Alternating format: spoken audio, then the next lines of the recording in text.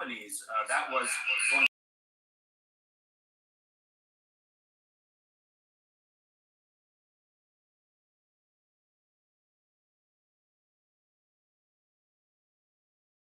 at the National Economic Council, and of course, Chief of Staff Ron Klain, who have both announced their pending departures after President Biden's State of the Union. It's going to be a new team at the White House, and it looks like there's going to be a new head at the Department of Labor. This is, again, an important moment for Biden to sort of bridge the gap between what happened in the post-pandemic era and where this country can be going. So it's going to be very interesting to see who he installs as the next Secretary of Labor. All right, we're all good. You guys can hear me? The border as well. We just got a glimpse of DHS Secretary Mayorkas there. House Republicans, all right, sweet. They want to impeach him over his handling of the border. Now that Republicans are in control of the House, that's going to be quite the... So I just wanted to say, guys, that we know that we're going to be hearing a lot of bullshit coming out of Joe Biden's mouth today because there's really nothing that he can campaign on. You know, our inflation is shit. Our wages are shit. Our gas prices are shit.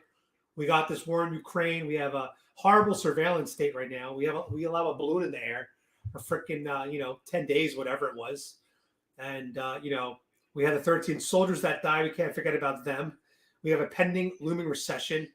Big tech, they're all laying off thousands of employees. So I'm curious to see how Joe Biden's gonna spin this story with his lies. I mean, it's crazy. You know, two-thirds of Americans right now are living paycheck to paycheck. That's horrible. I miss the days of Trump when all of us were thriving. You know, every day we'd wake up with Trump and our stocks would be up and our portfolios would be up and we all felt rich. So anyway, guys, let's see how much bullshit this man brings to our feeds today. Put this feed back up. Any last thoughts, Christian? I'm excited to see what the president has to say tonight, Andrew. It's a very important moment in his tenure as president. It's an important moment for the nation. I think it's an important moment for bipartisanship going forward. So I'm just as excited as everyone at home to watch the president deliver his second State of the Union address. Of course, it's his third joint address to Congress. It should be a good one later on tonight. All right, Christian, thanks so much. Right now, here on Live Now, we are going to listen in as we await the Sergeant of Arms to announce the president's arrival.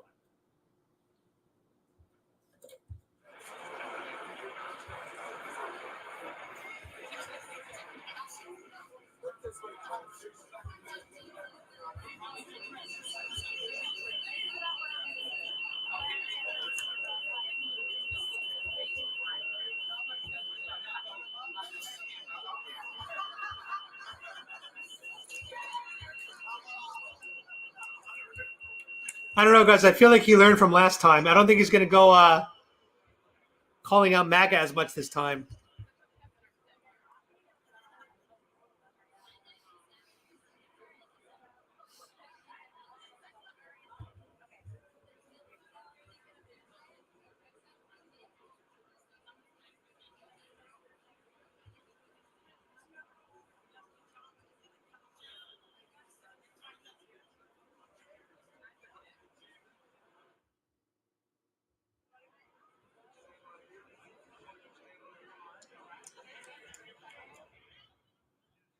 Okay, this is Andrew Kraft here. We're just a little bit after the 9 o'clock hour. President Biden is at the Capitol, and we await the House Sergeant of Arms to make his presence known as he will walk down the dais there and start his speech. So this is the moment really have all been waiting for tonight. So we'll see what the president's message is, and there the door's open. Let's listen.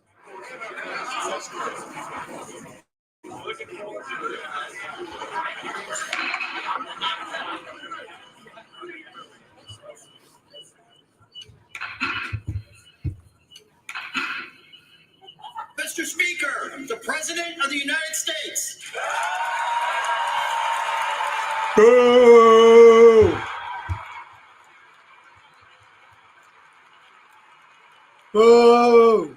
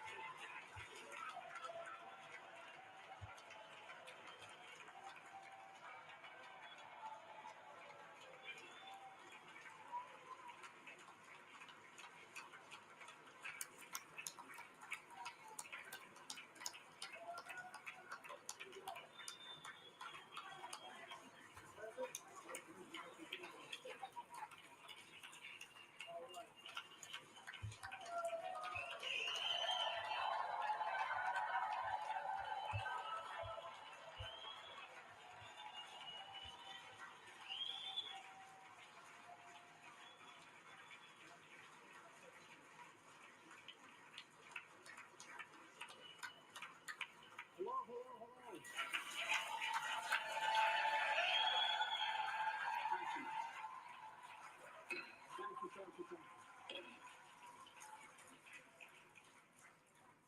of Congress, I have the high privilege and distinct honor to present to you the President of the United States.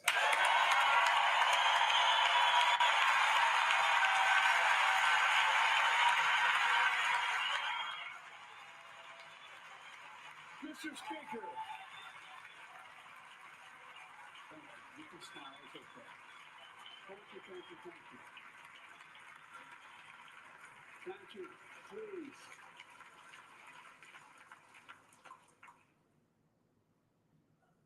Mr. Speaker, Madam Vice President, our First Lady and Second Gentleman, good to see you guys up there. Members of Congress.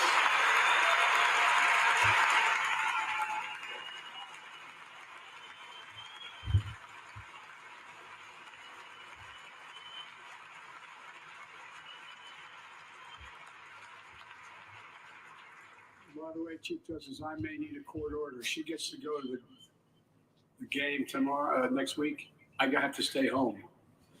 Got to work something out here. Members of the Cabinet, leaders of our military, Chief Justice, Associate Justice, and retired Justice of the Supreme Court, and to you, my fellow Americans.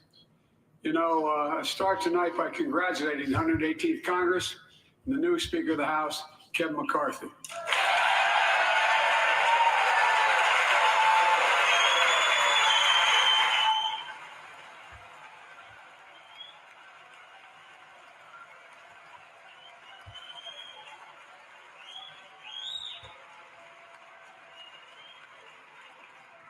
Speaker, I don't want to ruin your reputation, but I look forward to working with you. And I want to congratulate the new leader of the House Democrats, the first African-American minority leader in history, Hakeem Jeffries.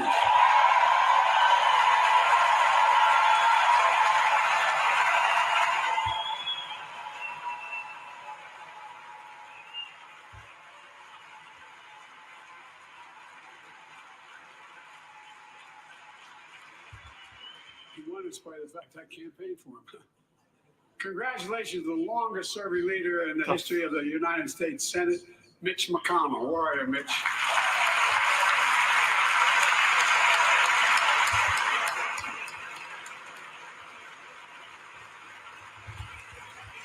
And congratulations to Chuck Schumer, another term as Senate Minority Leader. I think you. This time you have a slightly bigger majority, Mr. Leader. You're the majority leader. About that much bigger? Yeah. Well, I tell you what. I want to give special recognition to someone who I think is going to be considered the greatest speaker in the history of the House of Representatives, Nancy Pelosi.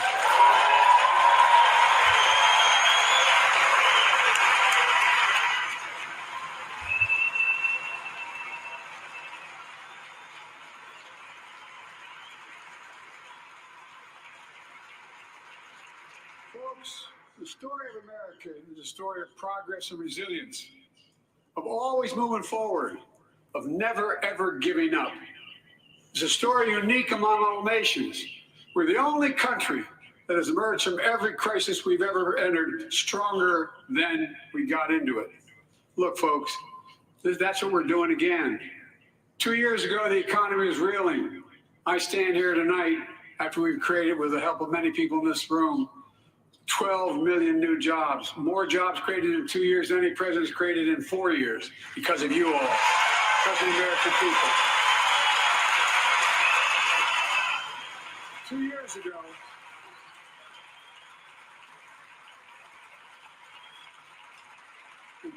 ago, COVID had shut down, our businesses were closed, our schools were robbed of so much. And today, COVID no longer controls our lives.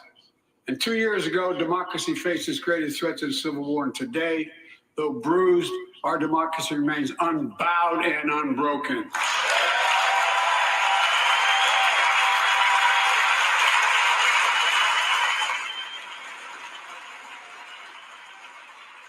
As we gather here tonight, we're writing the next chapter in the great American story, a story of progress and resilience.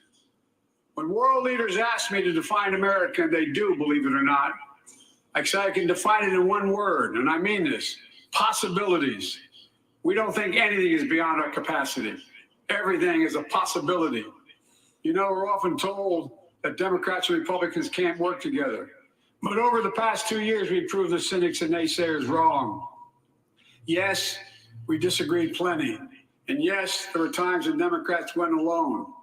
But time and again, Democrats and Republicans came together to defend a stronger and safer Europe. It came together to pass once in a generation infrastructure law, building bridges connecting our nation and our people. We came together to pass the most significant law ever, helping victims exposed to toxic burn pits. And in fact,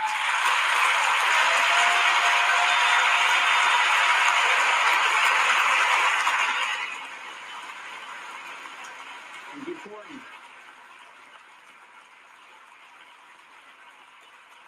And in fact, I signed over 300 bipartisan pieces of legislation since becoming president.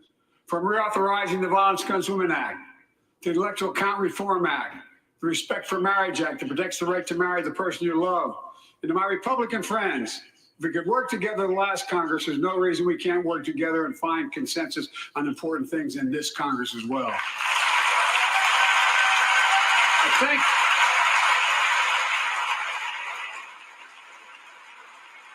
folks,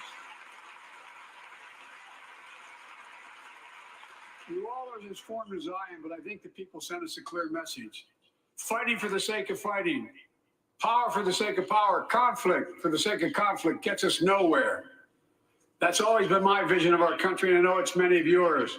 To restore the soul of this nation, to rebuild the backbone of America, America's middle class, and to unite the country. We've been sent here to finish the job, in my view. For decades, the middle class has been hollowed out. In more than, and not one administration, but for a long time. Too many good paying manufacturing jobs move overseas. Factories closed down. Once thriving cities and towns that many of you represent became shadows of what they used to be. Along the way, something else we lost: pride, our sense of self-worth. I ran for president to fundamentally change things, to make sure our economy works for everyone, so we can all feel that pride in what we do.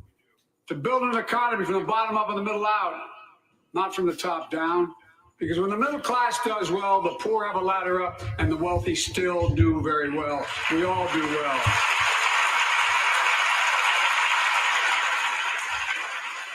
Yeah, look at how Kamala is standing and clapping, and Kevin McCarthy is just sitting down. They always kid me for always quoting my dad, but my dad used to say, Joey, a job's about a lot more than a paycheck. He really would say this. It's about a lot more than a paycheck. It's about your dignity. It's about respect. It's about being able to look your kid in the eye and say, honey, it's going to be okay, and mean it.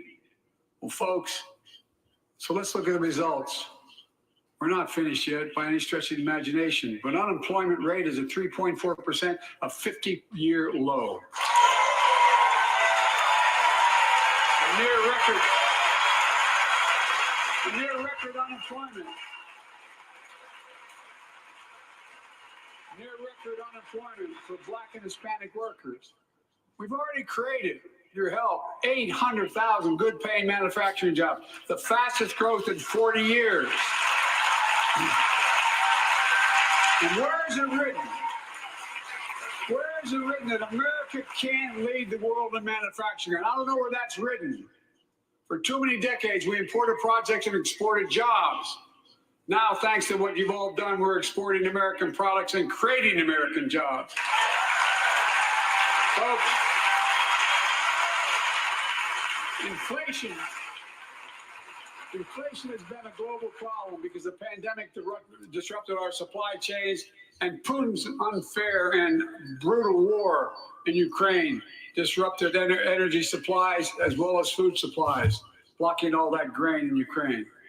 But we're better positioned than any country on earth right now. But we have more to do. But here at home, inflation is coming down. Here at home, gas prices are down $1.50 from their peak. Food inflation is coming down, not fast enough, but coming down. Inflation has fallen every month for the last 6 months, while take-home pay has gone up. Additionally, Over the last 2 years, a record 10 million Americans applied to start new businesses. 10 million. And by the way,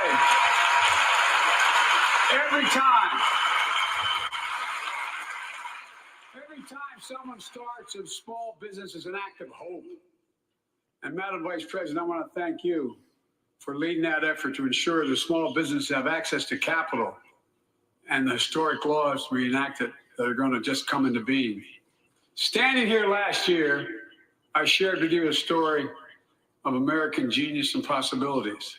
Semiconductors, small computer chips the size of a fingerprint that power everything, from cell phones to automobiles and so much more. These chips were invented in America. Let's get that straight. They were invented in America. We used to make 40% of the world's chips. In the last several decades, we lost our edge. We're down to only producing 10%. We all saw what happened during the pandemic when chip factories shut down overseas. Today's automobiles need 3,000 chips, each of those automobiles. But American automobiles couldn't make enough cars because there weren't enough chips. Car prices went up, people got laid off. So did everything from refrigerators to cell phones. We can never let that happen again. That's why we came together to pass the Bipartisan Chips and Science Act. Look at Kamala. Every time she stands up, every single sentence he says, she's standing up.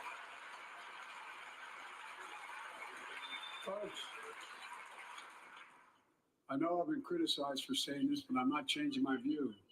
We're going to make sure the supply chain for America begins in America. Stand up, Kamala. Stand up. Stand up, Kamala.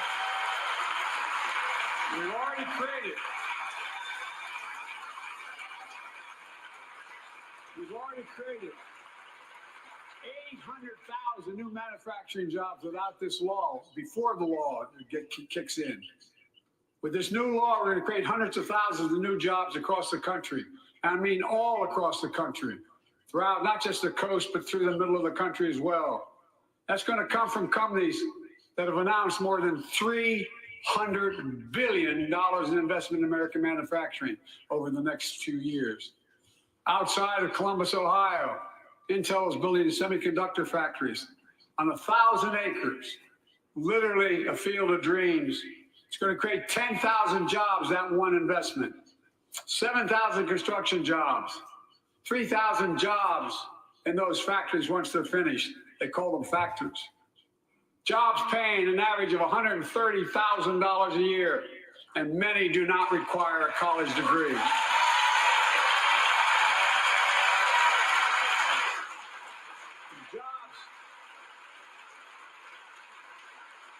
Because we work together, these jobs where people don't have to leave home to search for opportunity. It's just getting started. Think about the new homes, the small businesses, the medium-sized businesses. So much more that's going to be needed to support those 3,000 permanent jobs and the factories that are going to be built. Talk to mayors and governors, Democrats and Republicans, and they'll tell you what this means for their communities.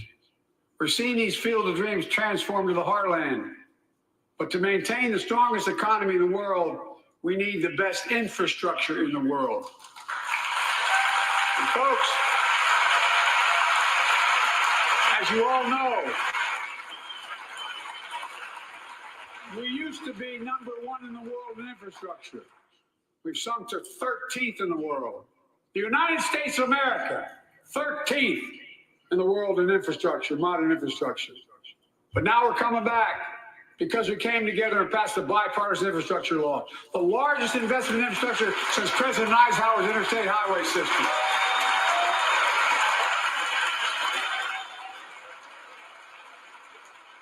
And folks, already we've funded over 20,000 projects, including major airports from Boston to Atlanta to Portland. Projects that are going to put thousands of people to work rebuilding our highways, our bridges, our railroads, our tunnels, ports, airports, clean water, high-speed internet, all across America. Urban, rural, tribal. And folks, we're just getting started. We're just getting started. And I mean it sincerely. I want to thank my Republican friends who voted for the law, and my Republican friends who voted against it as well. But I still get asked to fund the projects in those districts as well. But don't worry. I promised I'd be a president for all Americans. We'll fund these projects. And I'll see you at the groundbreaking. Look,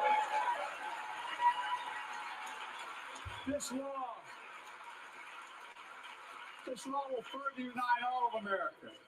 Projects like Brent Spence Bridge in Kentucky over the Ohio River, built 60 years ago, badly needed repairs, one of the nation's most congested freight routes, carrying $2 billion worth of freight every single day across the Ohio River. And folks, we've been talking about fixing it for decades, but we're really finally going to get it done. I went there last month with Democrats and Republicans and from both states to deliver a commitment of $1.6 billion for this project. And while I was there, I met a young woman named Sarah, who's here tonight. I don't know where Sarah is. Is she up in the box? I don't know. Sarah, well, Sarah, for 30 years,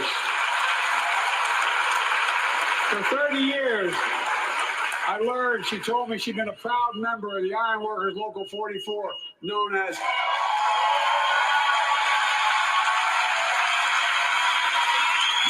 the Cowboys in the Sky. The folks who built Cincinnati's skyline. Sarah said she can't wait to be 10 stories above the Ohio River building that new bridge. God bless her. That's pride. And that's what we're also building. We're building back pride. Look, we're also replacing poisonous lead pipes that go into 10 million homes in America. 400,000 school and child care centers. So every child in America can drink the water instead of having permanent damage to their brain. Look, we're making sure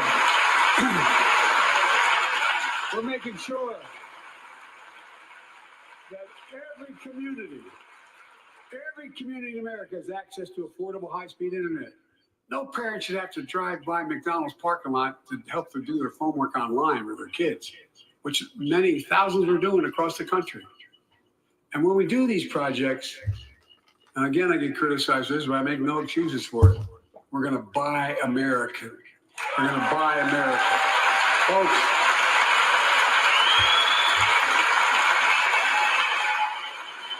and it's totally consistent with international trade rules. Buy America has been the law since 1933, but for too long, past administrations, Democrat and Republican, have fought to get around it.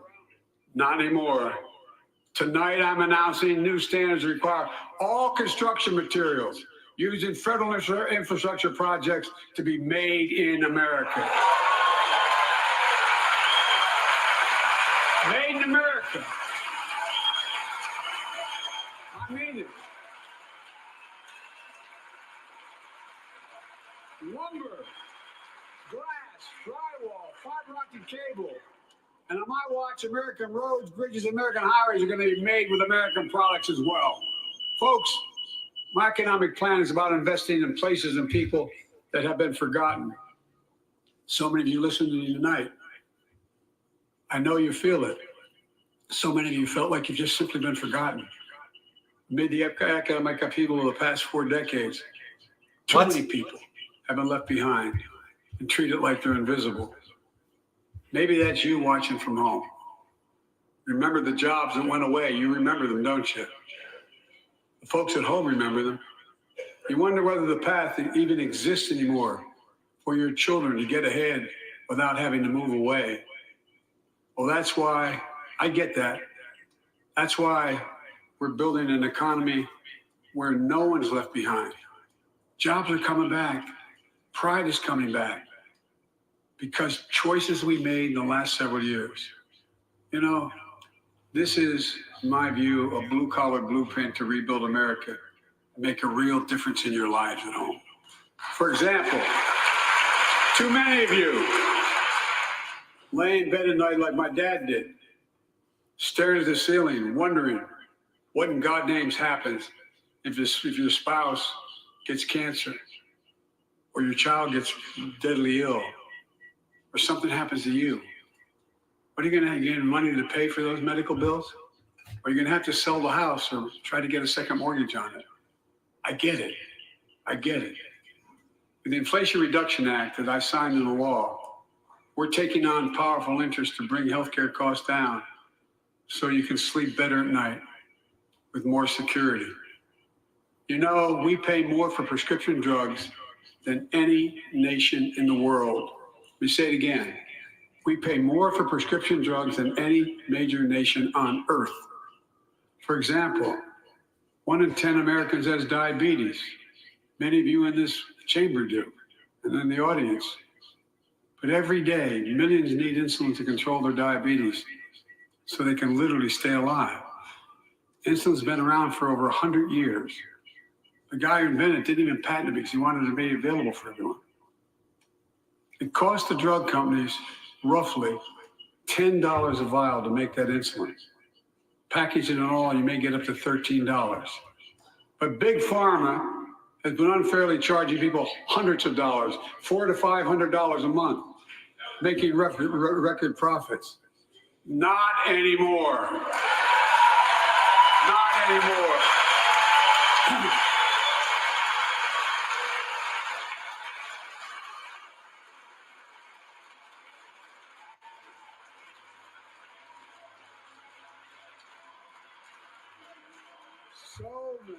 So many things that we did are only now coming to fruition.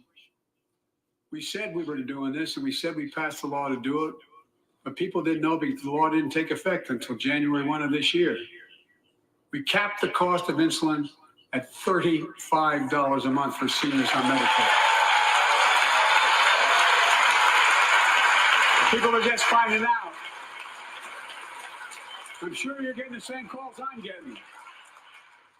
Look, there are millions of other Americans who do not or are not on Medicare, including 200,000 young people with type 1 diabetes who need this insulin to stay alive. Let's finish the job this time. Let's cap the cost of insulin for everybody at $35.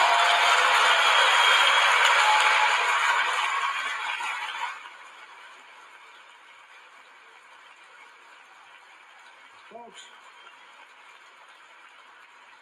the Big Pharma is still going to do very well, I promise you all. I promise you they're going to do very well. This law also caps and won't even go into effect until 2025. Costs, out-of-pocket drug costs for seniors on Medicare at a maximum of $2,000 a year. You don't have to pay more than $2,000 a year, no matter how much your drug costs are. Because you know why? You all know it. Many of you, like many in my family, have cancer.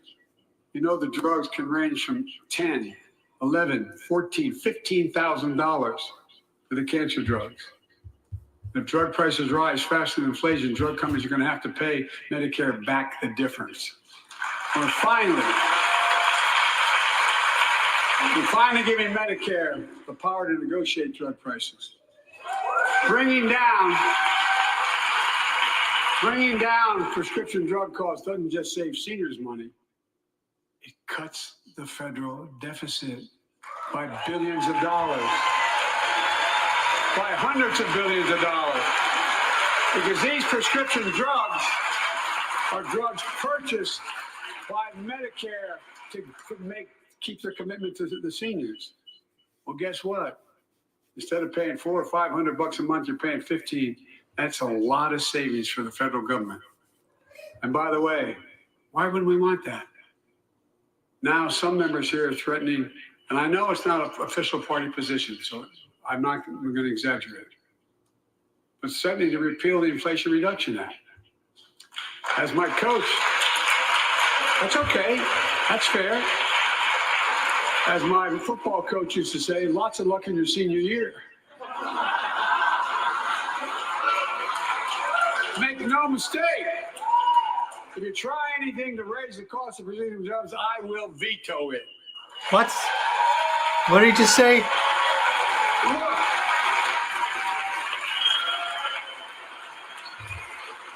pleased to say that more Americans have health insurance now than ever in history. A record 16 million people are enrolled in the Affordable Care Act. And thanks to the law I signed last year, millions are saving $800 a year on their premiums. And by the way, that law was written and the benefit expires in 2025. So my plea to some of you, at least in this audience, let's finish the job and make these savings permanent. Expand coverage of Medicaid.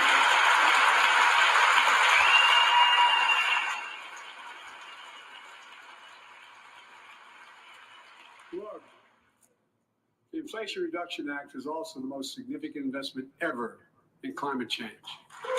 Ever. Lowering utility bills, creating American jobs, leading the world to a clean energy future. I visited the devastating aftermath of record floods, droughts, storms, and wildfires from Arizona to New Mexico to all the way up to the Canadian border. More timber has been burned, that I've observed from helicopters, than the entire state of Missouri. And we don't have global warming? Missouri? How's Missouri? In addition to emergency recovery, from Puerto Rico to Florida to Idaho, we're rebuilding for the long term. New electric grids that are able to weather major storms and not prevent those forest fires. Roads and water systems will withstand the next big flood. Clean energy to cut pollution and create jobs in communities often left behind. We're going to build 500,000 electric vehicle charging stations installed across the country by tens of thousands of IBEW workers. And we're helping families save more than $1,000 a year with tax credits to purchase electric vehicles and efficient appliances, energy efficient appliances. Historic conservation efforts to be responsible stewards of our land. Let's face reality. The climate crisis doesn't care if you're in a red or blue state. It's an existential threat. We have an obligation, not to ourselves, but to our children and grandchildren, to confront it. I'm proud of how America at last is stepping up to the challenge. We're still going to need oil and gas for a while. But guess what? No, we do. But there's so much more to do. We got to finish the job. We pay for these investments in our future by finally making the wealthiest and biggest corporations begin to pay their fair share. Just begin.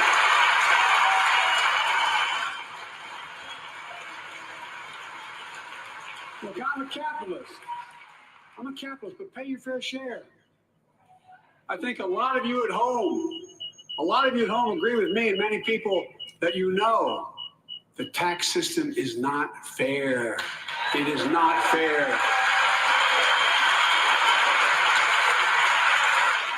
Look, the idea that in 2020, 55 of the largest corporations in America, the Fortune 500, made $40 billion in profits and paid zero in federal taxes? Zero? Folks, simply not fair. But now, because of the law I signed, billion-dollar companies have to pay a minimum of 15%. God love them. 15%. God love them? What?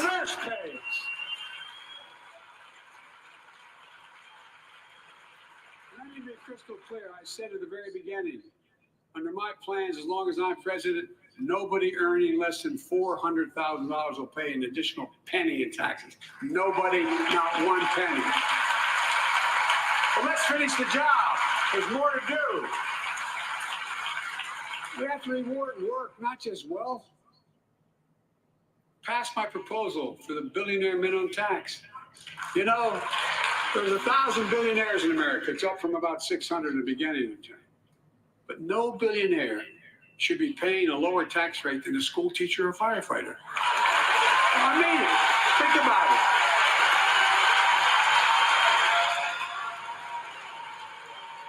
I mean, look.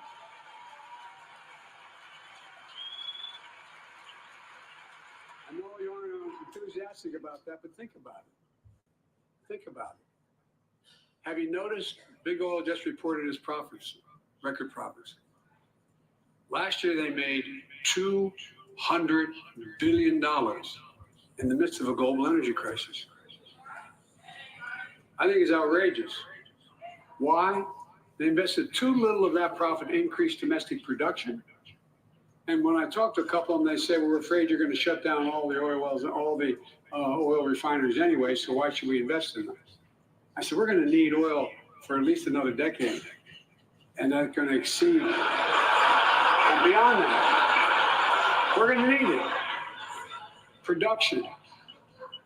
If they had, in fact, invested in the production to keep gas prices down, instead, they used the record profits to buy back their own stock, rewarding the CEOs and shareholders. Corporations ought to do the right thing. That's why I propose we quadruple the tax on corporate stock buybacks and encourage long-term investments. They'll still make considerable profit. Let's finish the job and close the loophole to allow very wealthy to avoid paying their taxes. Instead of cutting the number of audits for wealthy taxpayers, I just signed a law to reduce the deficit by $114 billion by cracking down on wealthy tax cheats. That's being fiscally responsible. In the last 2 years, my administration has cut the deficit by more than $1.7 trillion, the largest deficit reduction in American history. Under the previous administration, the American deficit went up 4 years in a row. Because those record deficits, no president added more to the national debt in any 4 years than my predecessor. Nearly 25% of the entire national debt that took over 200 years to accumulate was added by just one administration alone, the last one. They're the facts. Check it out. Check it out. How did Congress respond to that debt? They did the right thing. They lifted the debt ceiling 3 times without preconditions or crisis. They paid American bills to prevent an economic disaster in the country. So tonight I'm asking the Congress to follow suit. Let's commit here tonight to the full faith and credit of the United States of America will never, ever be questioned. So some of my Republican friends want to take the economy hostage. I get it, unless I agree to their economic plans. All of you at home should know what those plans are. Instead of making the wealthy pay their fair share, some Republicans want Medicare and Social Security to sunset. I'm not saying it's the majority. That is bullshit. That's the Republicans are not trying to get rid of Medicare or Medicaid. I'll give you a copy of the proposal. It's a lie. That means Congress doesn't vote. Well, I'm glad to see you. No, I tell you, I enjoy conversion. You know, it means if Congress doesn't keep the programs the way they look, folks, the idea is that we're not going to be moved into being threatened to default on the debt if we don't respond. Folks. Yeah, he's lying about a lot of things now. And he's getting caught by the faces in the crowd. You see that? Even McCarthy was shaking his head no. So, folks, as we all apparently agree, Social Security and Medicare is off the books now, right? They're not to this fight. All right. Good. We got unanimity.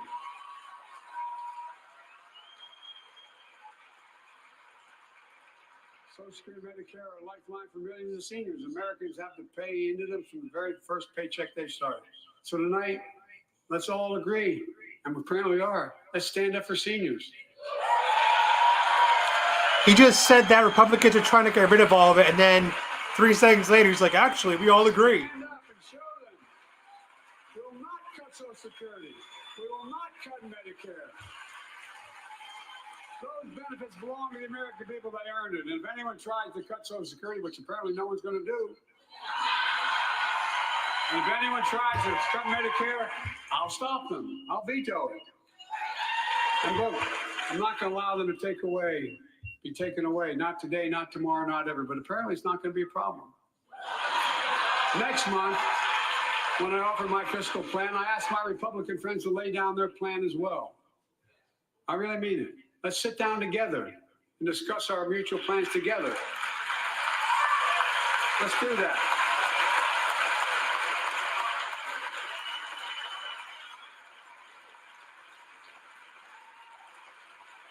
I can tell you,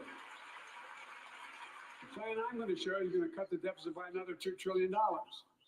And it won't cut a single bit of Medicare or Social Security. In fact, we're going to extend the Medicare Trust Fund at least 2 decades. That's going to be the next argument. How do we keep it solvent, right?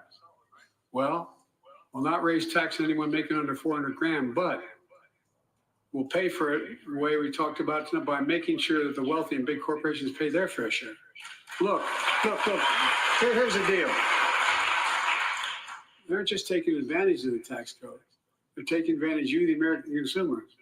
Here's my message to all of you out there. I have your back. We're already preventing Americans from receiving surprise medical bills, stopping $1 billion surprise bills per month so far. We're protecting seniors' life savings by cracking down on nursing homes that commit fraud, endanger patient safety, prescribe drugs that are not needed. Millions of Americans can now save thousands of dollars because they can finally get a hearing aid over the counter without a prescription. Look, capitalism without competition is not capitalism. It's extortion. It's exploitation. Last year, I cracked down with the help of many of you on foreign shipping companies that were making you pay higher prices for every good coming into the country. I signed a bipartisan bill that cut shipping costs by 90%, helping American farmers, businessmen, and consumers. Let's finish the job. Pass the bipartisan legislation to strengthen antitrust enforcement and prevent big online platforms from giving their own products an unfair advantage.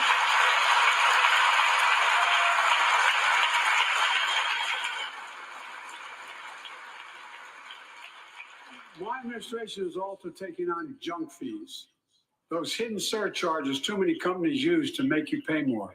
For example, we're making airlines show you the full ticket price up front, refund your money if your flight is canceled or delayed.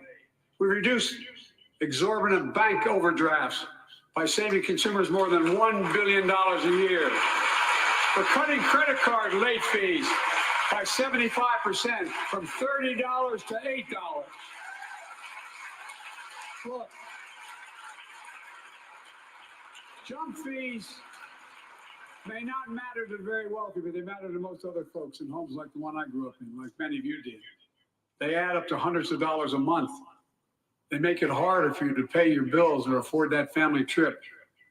I know how unfair it feels when a company overcharges you and gets away with it. Not anymore. We've written a bill to stop it all. It's called the Junk Fee Prevention Act. We're going to ban surprise resort fees that hotels charge on your bill. Those fees can cost you up to $90 a night at hotels that aren't even resorts. The idea that cable, internet, and cell phone companies can charge you $200 or more if you decide to switch to another provider. Give me a break. We can stop service fees on tickets to concerts and sporting events and make companies disclose all the fees up front. And we'll prohibit airlines from charging $50 round trip for family just to be able to sit together. Baggage fees are bad enough. Airlines can't treat your child like a piece of baggage. Americans are tired of being. We're tired of being played for suckers. So pass the Junk Fee Prevention Act so companies stop ripping us off. For too long, workers have been getting stiffed, but not anymore. We're beginning to restore the dignity of work. For example, I should have known this, but I didn't until 2 years ago. 30 million workers have to sign non-compete agreements for the jobs they take. 30 million. So a cashier at a burger place can't walk across town and take the same job at another burger place and make a few bucks more. Bullshit. Hey, Bullshit. just change it because we exposed it. That's That bullshit. was part of the deal, guys. Look it up. That's bullshit. But not anymore. We're banning those agreements, so companies have to compete for workers and pay them what they're worth. No McDonald's is doing that. Only corporate jobs are doing that. Not minimum wage jobs. And I must tell you, Yeah, McDonald's and Burger King are not doing I non-competes. get a response from my friends on my left but the right. I'm so sick and tired of companies breaking the law by preventing workers from organizing. Pass the PRO Act, because business have a right. Workers have a right to form a union. And let's guarantee all workers have a living wage. Let's make sure working parents can afford to raise a family with sick days, paid family medical leave, affordable child care. That's going to enable millions of more people to go and stay at work. And let's restore the full child tax credit, which gave tens of millions of parents some breathing room and cut child poverty in half to the lowest level in history. And by the way, when we do all these things, we increase productivity, we increase economic growth. So let's finish the job and get more families access to affordable quality housing. Let's get seniors who want to stay in their homes the care they need to do so. Let's give more breathing room to millions of family caregivers looking after their loved ones. Pass my plan so we get seniors and people with disabilities the home care and services they need. And support the workers who are doing God's work. These plans are fully paid for and we can afford to do them. Restoring the dignity of work means making education an affordable ticket to the middle class. You know, when we made public education, 12 years of it universal in the last century, we made the best educated, best paid, we became the best educated, best paid nation in the world. But the rest of the world's caught up. It's caught up. Jill, my wife, who teaches full time, has an expression. I hope I get it right, kid. Any nation that out-educates us is going to out-compete us. Any nation that out-educates is going to out-compete us. Folks, we all know 12 years of education is not enough to win the economic competition of the 21st century. We want to have the best educated workforce. Let's finish the job by providing access to preschool for 3 and 4 years old. Studies show that children who go to preschool are nearly 50% more likely to finish high school and go on to earn a 2 or 4 year degree, no matter their background they came from. Let's give public school teachers a raise.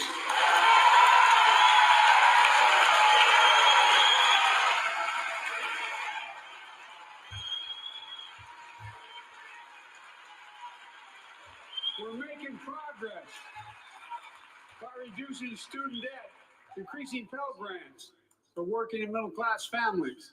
Let's finish the job and connect students to career opportunities starting in high school.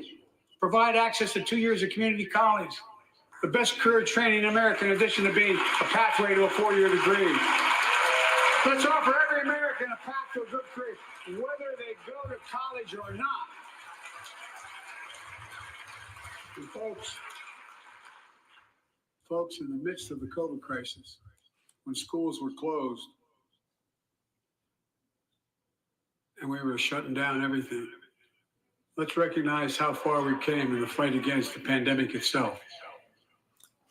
While the virus is not gone, thanks to the resilience of the American people and the ingenuity of medicine, we've broken the COVID grip on us.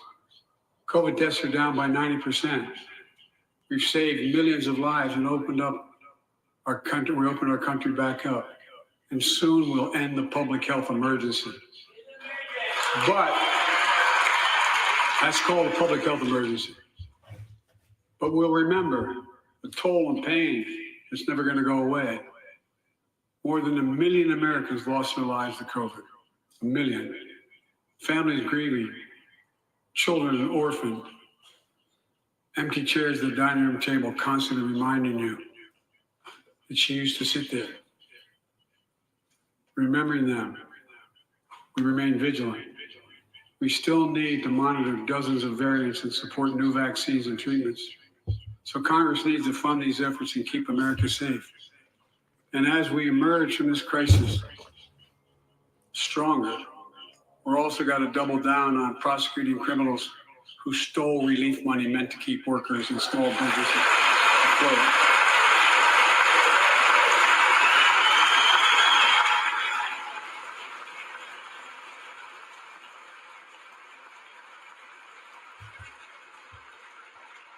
Before I came to office, you remember, during that campaign, the big issue was about inspector generals who would protect taxpayers' dollars who were sidelined.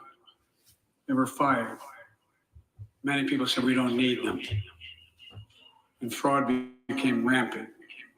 Last year, I told you the watchdogs are back. Since then, we recovered billions of taxpayers' dollars. Now let's triple the anti-fraud strike force going after these criminals, double the statute of limitations on these crimes, and crack down on identity fraud by criminal syndicates stealing billions of dollars from the American people. And the data shows that for every dollar we put into fighting fraud, the taxpayers get back at least 10 times as much. It matters. It matters. Look, COVID left its scars, like the spike in violent crime in 2020, the first year of the pandemic. We have an obligation to make sure all people are safe. Public safety depends on public trust, as all of us know. But too often that trust is violated. Joining us tonight are the parents of Tyree Nichols. Welcome.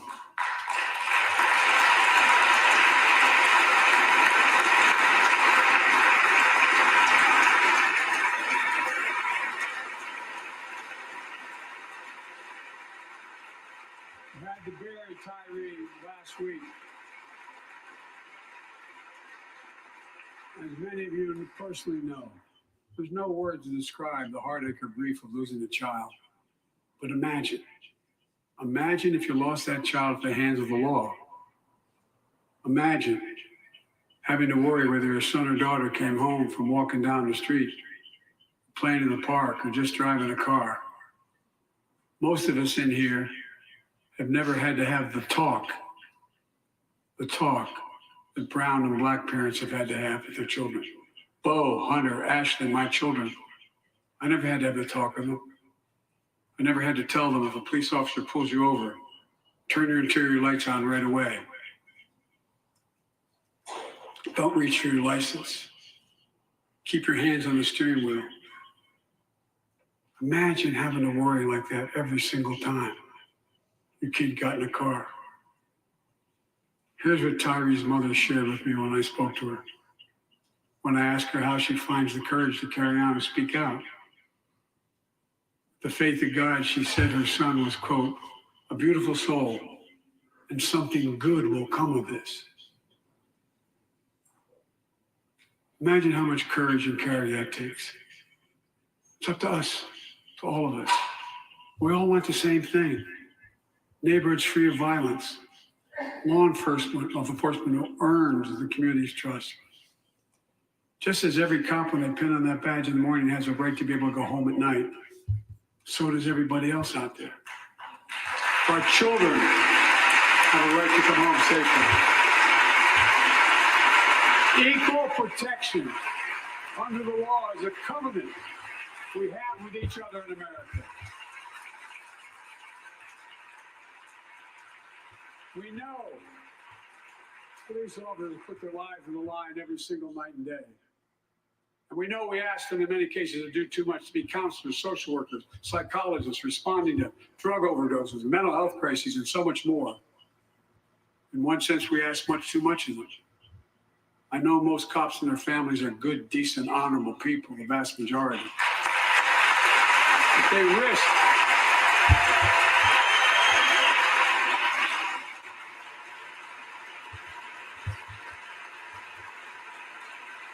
But they risk their lives every time they put that shield on. But what happened to Tyree in Memphis happens too often. We have to do better. Give law enforcement the real training they need. Hold them to higher standards. Help them succeed in keeping them safe. We also need more first responders and professionals to address the growing mental health, substance abuse challenges. More resources to reduce violent crime and gun crime. More community intervention programs. More investment in housing, education, and job training. All this can help prevent violence in the first place. When police officers or police departments violate the public trust, they must be held accountable. With the support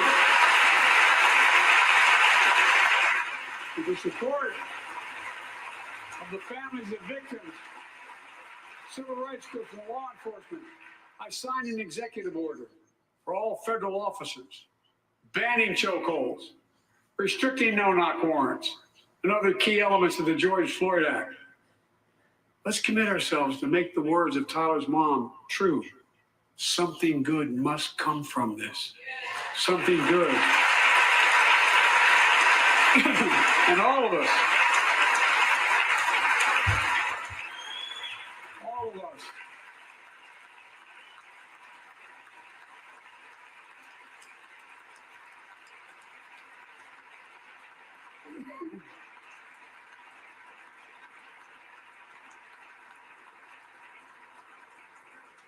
folks, it's difficult, but it's simple. All of us in this chamber, we need to rise to this moment. We can't turn away. Let's do what we know in our hearts, what we need to do. Let's come together to finish the job on police reform. Do something. Do something. That was the plea of parents who lost their children in Uvalde. I met with every one of them. Do something about gun violence. Thank God. Thank God we did. Passing the most sweeping gun safety law in 3 decades. That includes things like that the majority of responsible gun owners already support. Enhanced background checks for 18 to 21-year-olds. Red flag laws, keeping guns out of the hands of people who are a danger to themselves and others. But we know our work is not done. Join us tonight is Brandon Say, a 26-year-old hero. Brandon put his college dreams on hold to be at his mom's side. His mom's side when she was dying from cancer.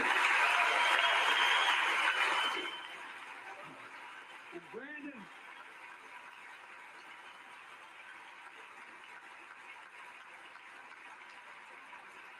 Brandon now works at the dance studio started by his grandparents. And 2 weeks ago, during the Lunar New Year celebrations, he heard the studio door close. And he saw a man standing there pointing a semi-automatic pistol at him. He thought he was going to die, but he thought about the people inside. And in that instant, he found the courage to act and wrestle the semi-automatic pistol away from the gunman who had already killed 11 people in another dance studio. 11. He saved lives. It's time we do the same. Ban assault weapons now. Ban them now. Once and for all.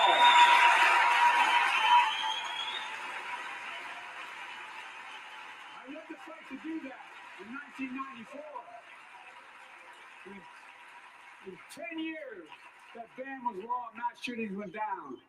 After we let it expire in the Republican administration, mass shootings tripled. Let's finish the job and ban these assault weapons. And let's also come together on immigration. Make it a bipartisan issue once again.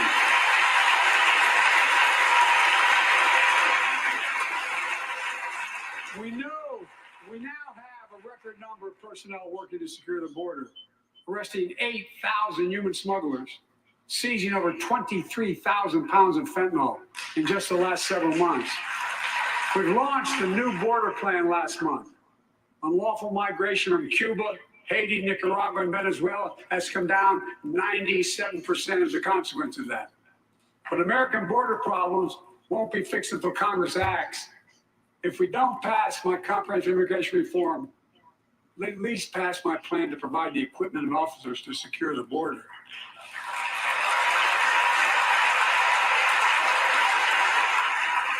And a pathway to citizenship for dreamers, those on temporary status, farm workers, essential workers.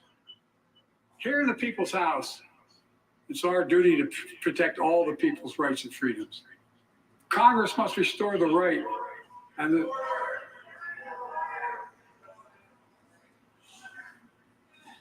Congress must restore the right that was taken away in Roe v. Wade and protect Roe v. Wade.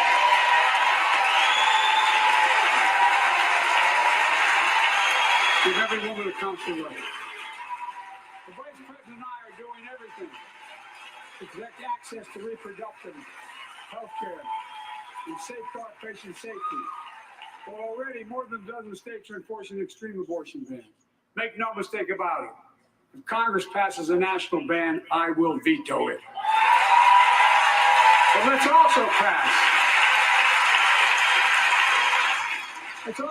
the Bipartisan Equality Act to ensure LGBTQ Americans, especially transgender young people, can live with safety and dignity. Our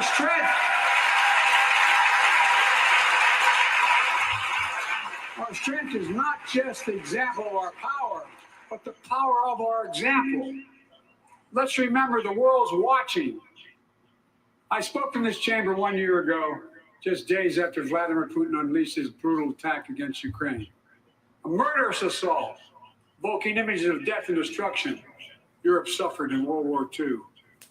Putin's invasion has been a test for the ages, test for America, test for the world. Would we stand for the most basic of principles? Would we stand for sovereignty? Would we stand for the right of people to live free of tyranny? Would we stand for the defense of democracy? For such defense matters to us because it keeps peace and prevents open season on would-be aggressors and threatens our prosperity. 1 year later, we know the answer. Yes, we would, and we did. We did. And together, we did what America always does at our best. We led. We united NATO. We built a global coalition. We stood against Putin's aggression. We stood with the Ukrainian people. Tonight, we're once again joined by Ukraine's ambassador to the United States. She represents not just her nation, but the courage of her people. Our ambassador is here, uniting our support of your country. Will you stand so we can all take a look at you?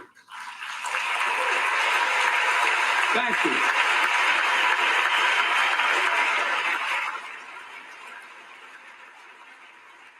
Because we're going to stand with you as long as it takes.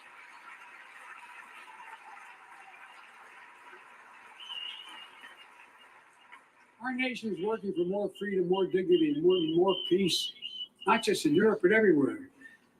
Before I came to office, the story was about how the People's Republic of China was increasing its power and America was failing in the world.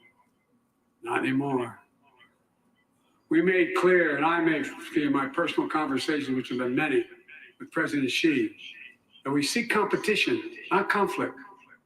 But I will make no apologies that we're investing to make America stronger.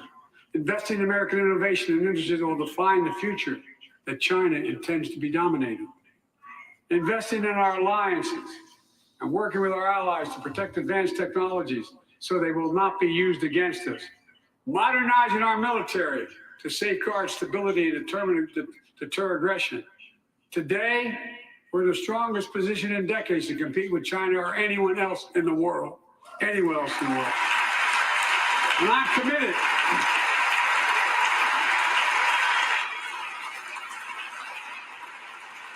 I'm committed to work with China where we can advance American interests and benefit the world. But make no mistake about it. As we made clear last week, if China threatens our sovereignty, we will act to protect our country, and we did. No, you didn't. You waited a week too long. Look, let's be clear. Winning the competition should unite all of us. We face serious challenges across the world. But in the past 2 years, democracies have become stronger, not weaker. Autocracy has grown weaker, not stronger. Name me a world leader who changed places with Xi Jinping. Name me one. Name me one. America's rallying the world to meet those challenges, from climate to global health, to food insecurity, to terrorism, to territorial aggression. Allies are stepping up, spending more, and doing more. Look, the bridges we're forming between partners in the Pacific and those in the Atlantic, and those who bet against America are learning how wrong they are. It's never, ever been a good bet to bet against America. Never.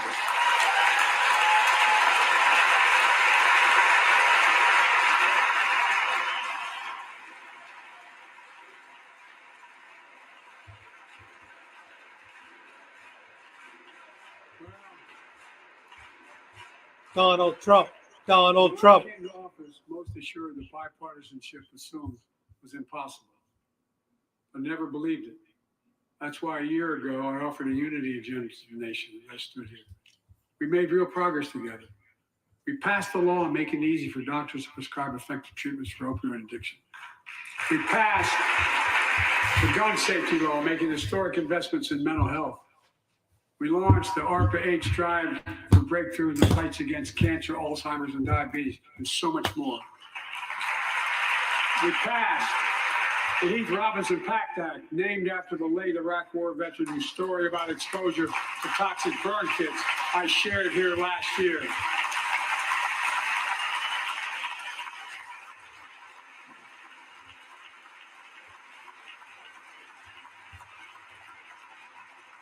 I understand something about those burn pits, but there's so much more to do.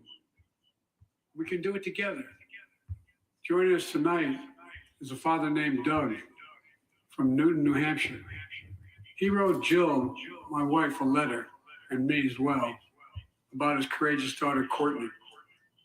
A contagious laugh, his sister's best friend, her sister's best friend. He shared a story all too familiar to millions of Americans and many of you in the audience. Courtney discovered pills in high school. It spiraled into addiction and eventually death from a fentanyl overdose. She was just 20 years old. Describing the last 8 years without her, Doug said, "There's no worse pain."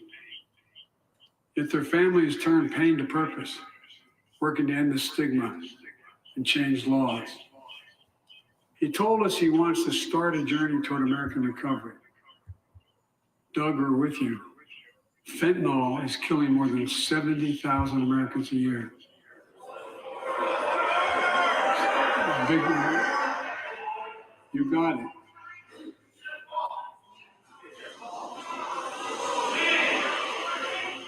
They just said it's your fault.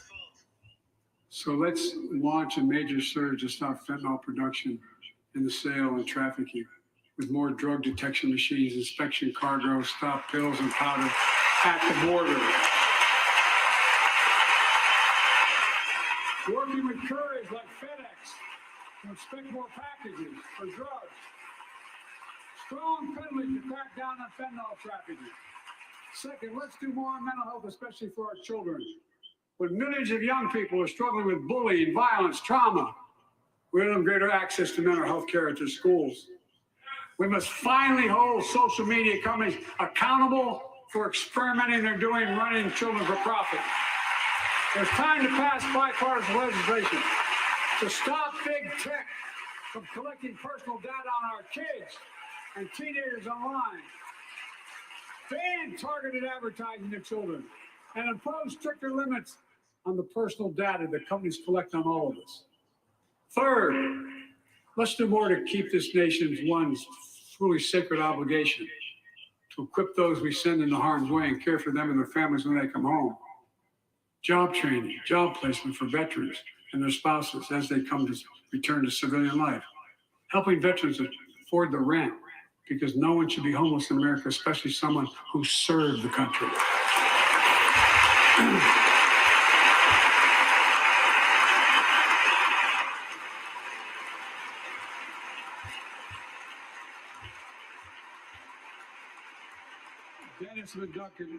Dennis McDonough's here, the VA. We had a first real discussion when I asked him to take the job. I'm glad he did. We were losing up to 25 veterans a day on suicide. Now we're losing 17 a day to the silent scourge of suicide. 17 veterans a day are committing suicide. More than all the people being killed in the wars. Folks, VA is doing everything it can, including expanding mental health screening, proven programs that recruits veterans to help other veterans understand what they're going through, get them the help they need. We got to do more. And fourth, last year, Jill and I reignited the cancer moonshot that I was able to start with President Obama asked me to lead our administration on this issue. Our goal is to cut the cancer death rates at least by 50% in the next 25 years. Turn more cancers from death sentences to treatable diseases. Provide more support for patients and their families. It's personal to so many of us in this audience. Joining us are Morris and Candice, an Irishman and the daughter of immigrants from Panama. They met and fell in love in New York City and got married in the same chapel Jill and I got married in New York City. Kindred spirits. He wrote us a letter about his little daughter, Ava, and I saw her just before I came over. She was just a year old when she was diagnosed with rare kidney disease, cancer. After 26 blood transfusions, 11 rounds of radiation, 8 rounds of chemo, 1 kidney removed, giving a 5% survival rate. He wrote how in the darkest moments he thought, if she goes, I can't stay. Many of you went through that as well. Jill and I understand that like so many of you. And he read Jill's book describing our family's cancer journey and how we tried to steal moments of joy where we could with Buck. For them, that glimmer of joy was the half smile of their baby girl. It meant everything to them. They never gave up hope. Little Ava never gave up hope. She turns 4 next month. They just found out Ava's beating the odds, is on her way to being cured of cancer. And she's watching from the White House tonight and she's not asleep already. For the lives we can save.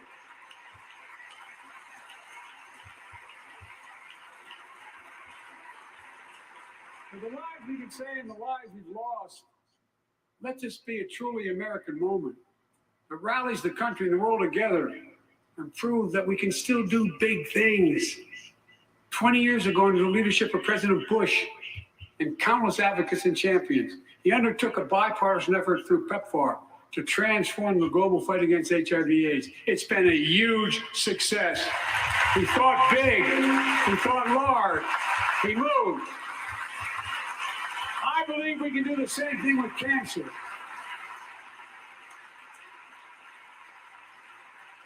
Let's end cancer as we know it. Cure some cancers once and for all. Folks, there's one reason why we've been able to do all of these things. Our democracy itself. It's the most fundamental thing of all. With democracy, everything's possible. Without it, nothing is. For the last few years, our democracy has been threatened and attacked, put at risk, put to the test in this very room on January the 6th.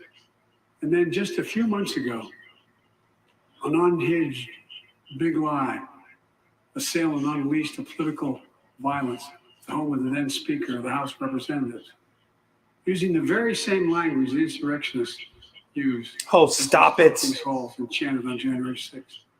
Here tonight in this chamber is the man who bears the scars of that brutal attack, but is as tough and as strong and as resilient as they get.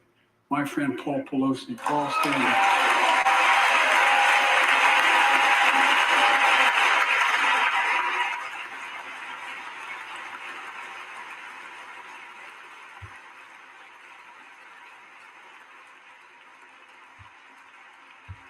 But such a heinous act should have never happened. We must all speak out. There's no place for political violence in America. We have to protect the right to vote, not suppress that fundamental right. honor the results of our elections, not subvert the will of the people. We have to uphold the rule of law and restore trust in our institutions and democracy. We must give hate and extremism in any form no safe harbor.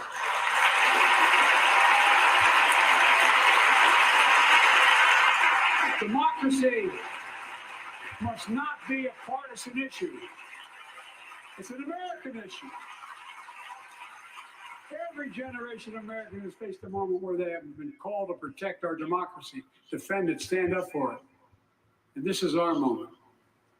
My fellow Americans, we meet tonight at an inflection point, one of those moments that only a few generations ever face, where the direction we now take is going to decide the course of this nation for decades to come. We're not bystanders of history. We're not powerless before the forces that confront us. It's within our power of we, the people. We're facing the test of our time. We have to be the nation we've always been at our best. Optimistic, hopeful, forward-looking.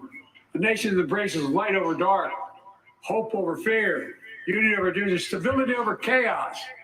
We have to see each other not as enemies, but as fellow Americans. We're good people.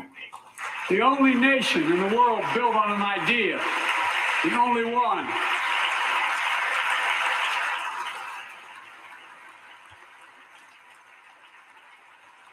Other nations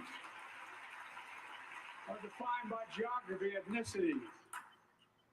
But we're the only nation based on an idea that all of us, every one of us, is created equal in the image of God. A nation that stands as a beacon of the world. A nation in a new age of possibilities.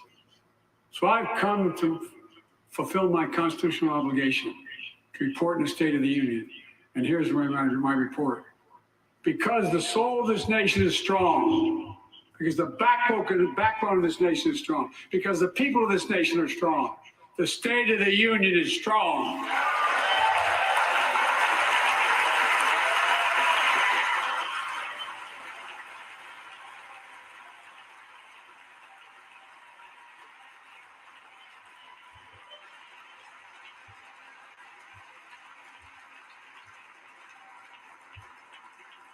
I'm not new to this place.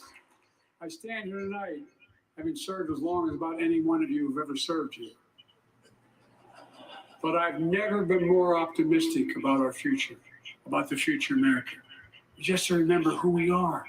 We're the United States of America, and there's nothing beyond our capacity if we do it together. God bless you all, and may God protect our troops. Thank you.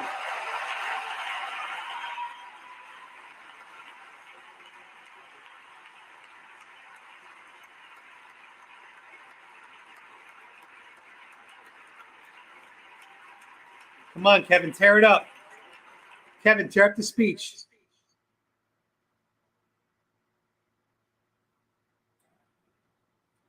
All right, this is Andrew Kraft here. You have been listening into President Biden deliver his State of the Union address to the nation, going well over an hour here as he touched on numerous different topics, part of his agenda.